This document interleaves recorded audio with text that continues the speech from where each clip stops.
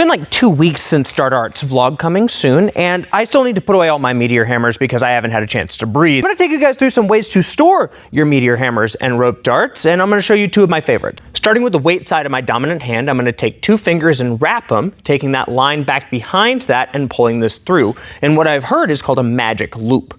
From here, I'm gonna reach down through that loop that I've created and continue to grab my working line, just pulling it through until I get to the last part of my rope. I take that thumb loop or wrist loop that I have, lace it over the top, pull and cinch, and we should be good to go. Now, if I don't have a little loop down here at the very end that I can just latch over top, I can pull this whole thing through, it'll cinch, and then it'll stay about like this, which is good for hanging up on the wall. The second option leaves you with this really cool quick release bundle, but it takes a little bit more effort. With enough line that the weight is below my elbow, I'm gonna drape the working line across the inside of my thumb and inside of my pinky finger, right like this. From here, I'm gonna take the rest of the line and take it up and across my palm to drape it over top of the pinky, and then run this figure 8 motion back and forth between my pinky and my thumb, looping it over the top each time. Running out of space on my hands here, I'm gonna take this last loop over the pinky and then just let it hang down the same direction as the weight.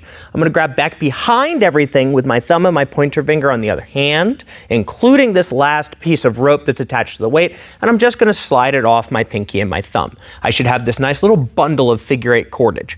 Keep this line that's attached to the weight separate. It's gonna be very, very important. From here, I'm gonna take this last bit of line that's down at the very bottom, and I'm gonna wrap it all the way around all of my cordage once, making sure to separate the loop that's attached to the weight for later. Once I wrap it all the way around once, I'm gonna take it behind the loop that's attached to the line that is directly attached to the weight. And then I'm gonna go ahead and grab all the bundle, right, like so. I'm gonna pull this nice and tight and cinch, and then I'm gonna go back the opposite direction the way that I came. Pull that loop up, swing everything back and behind, and then I'm gonna fold it back down and repeat the process. Cinch, spiral the opposite direction, go back behind the loop, cinch, spiral the opposite direction, go back behind the loop. Once I run out of space for the line attached to the weight, I'm gonna take this line back behind one more time, but instead, I'm gonna push that working line, or whatever's remaining of it, through that loop that is directly connected to the line that's attached to the weight. From here, if I've done this right, and this is the moment of truth,